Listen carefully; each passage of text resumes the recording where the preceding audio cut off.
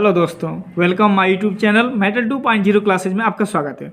दोस्तों, आज मैं ग्रामर का जो पार्ट मैं पढ़ा रहा हूँ, पार्ट ऑफ स्पीच, उसमें मैंने नाउन के प्रकार पढ़ाए हैं और नाउन के प्रकार में आज नए नाउन्स के प्रकार पढ़ाएंगे। अब कह रहे हैं सर कल वाले वीडियो में तो आपने नाउन्स के प्रकार, proper noun, common noun, abstract noun, collective noun, material nouns के बारे में पढ़ाया। अब यह कहाँ से नए 2 प्रकार लेके चले हैं, तो मैं बता दूं दोस्तों, आजकल के जो आधुनिक ग्रामर है उसके अनुसार पूरे इन 5 पार्टों को मिलाकर 2 भागों में बांट दिया गया है। तो बांटने का मकसद यही है कि बच्चों को कंपटीशन लेवल की तैयारी कराया जाए, बच्चे आसानी से किसी चीज़ को समझे। तो क्या वो कल वाला गलत था? नहीं, गलत नहीं था। क्या वो डिफ़िकल्ट था? नहीं, डिफ़िकल्ट भी नहीं था।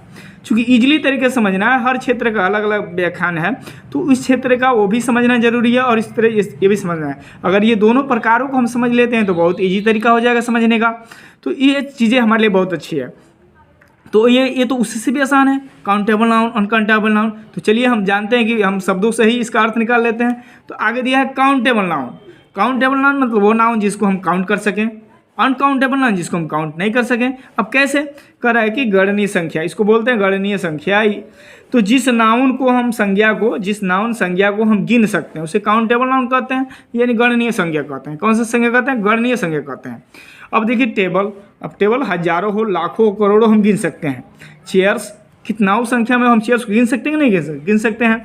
अंडे, सैकड़ों हो, दर्जन हो, पूरे गत्ते के गत्ते हो हम गिन सकते हैं। बैग्स, जितना भी मात्रा में हो हम गिन सकते हैं, है ना। ऑरेंज, संतरे, पूरे पेटी की पेटी संतरों को हम गिन सकते हैं। रुपीज, कितना रुपया हम गिन सकते हैं, है ना। पेन, बहुत ऐसी तमाम चीज़ें जिनको हम गिन सकते हैं, तो ये काउंटेबल नाउन होता है। अब बहुत ऐसी चीज़ें जिसको हम नहीं गिन सकते हैं, तो काउंटेबल नाउन जो है ना, प्रॉपर्ली तरीके से देखा जाए तो वो अनकाउंटेबल नाउन का अपोजिट होता है। किसका अपोजिट है? अनकाउंटेबल। करे जिस नाउन संज्ञा को हम गिन नहीं सकते हैं, क्या नहीं कर सकते हैं बाबू? तो गिन नहीं सकते हैं, उसे काउंटेबल नाउन कहते हैं। अगणनीय संज्ञा कहते हैं, मतलब उसकी गणना नहीं किया जा सकता है।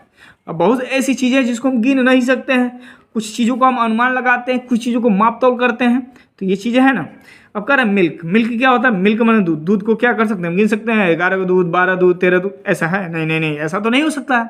तो ऐसे करने के लिए हम इसको माप सकते हैं, यानी इसको माप सकते हैं, इसको गिन नहीं सकते हैं। तो जब गिन नहीं सकते हैं तो ये आएगा किस संज्ञा में? है तो सब नाउन ही, लेकिन ये आएगा अनकाउंटेबल नाउन है। यानी हमारे आसपास की जितनी भी वस्तुएं, जितनी भी चीज़ें हैं, जो भी हैं, शेर, बाघ, चीता, आदमी, है ना, या कोई वस्तु, ये सब नाउन ही तो है। हम चूँकि जानते हैं कि कोई भी आसपास का जितनी भी वस्तुएं हैं वो सब क्या है? नाउन है।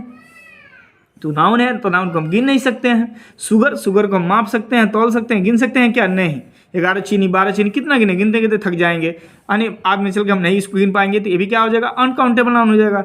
नमक को भी गिन नहीं सकते हैं। तेल को गिन नहीं सकते हैं। नॉलेज, अच्छा ये तो अंदर की बात है, क्या इसको गिन सकते हैं? नहीं गिन सकते हैं, इसको भी नहीं गिना जा सकता है। मनी, रुपया को हम कन्वर्ट कर सकते हैं रुपया में, रुपीज में। विदेश के मनी को, पूरे वर्ल्ड की मनी को हम कैसे काउंट कर सकते हैं? ये तो अनकाउंटेबल में आएगा। वाटर है, तो इसी प्रकार ऐसे बहुत सी चीज़ें हैं जिसको हम क्या नहीं कर सकते हैं? गिन नहीं सकते हैं। तो मैं उम्मीद करता हूँ कि वीडियो आपको समझ में आ रही होगी। आप समझते हैं कि नाउन्स का इतना प्रयोग क्यों है? नाउन्स इतना फ़ायदा क्या है? आज तक हमको किसी ने बताया नहीं कि नाउन्स का इतना प्रयोग होता है। फ़ायदा नहीं होता है। नहीं, नाउन्स का प्रयोग है भाई।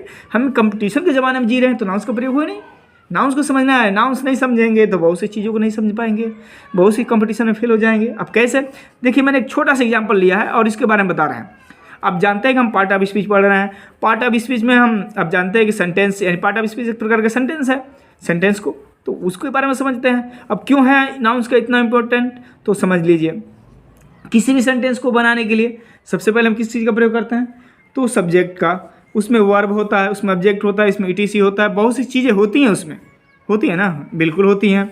तो बताइए कि जब सब्जेक्ट का जो संबंध होता है वो किससे होता है? सब्जेक्ट का जो संबंध होता है वो वर्ब से होता है।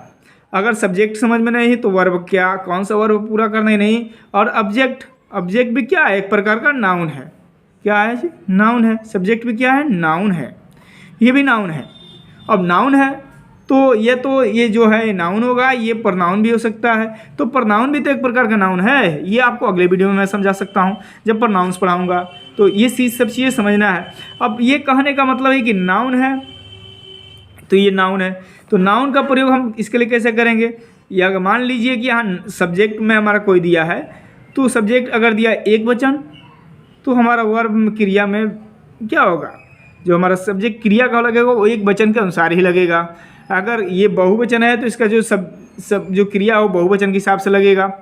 तो ये चीज़ें हमको समझना है, और ये चीज़ों को समझने के लिए, आसानी से चीज़ समझने के लिए ही हम इसका प्रयोग करते हैं। बहुत ऐसी चीज़ें हैं कि जो दुनिया में एक ही है तो एक वचन ही उसका है, लेकिन बहुत ऐसे शब्द हैं जिसको हमको देखने से ये पता चलता है कि ये तो बहुवचन है, लेकिन वास्तव में बहुवचन नहीं होता है। अब कहेंगे सर कैसे? फिजिक्स लोग यस लगाने से बहुवचन समझते हैं, तो इसको जब मैं प्लूरल नंबर पढ़ाऊंगा तो उसको बता दूंगा। तो मैं उम्मीद करता हूँ आपको ये वीडियो समझ में आएगा। अगर समझ में आया तो मेरे वीडियो को लाइक और शेयर कमेंट जरूर करें। तो ऐसे ही वीडियो पाने के लिए मेरे चैनल को सब्सक्राइब करें। Thank you. जय हिंद, जय भारत।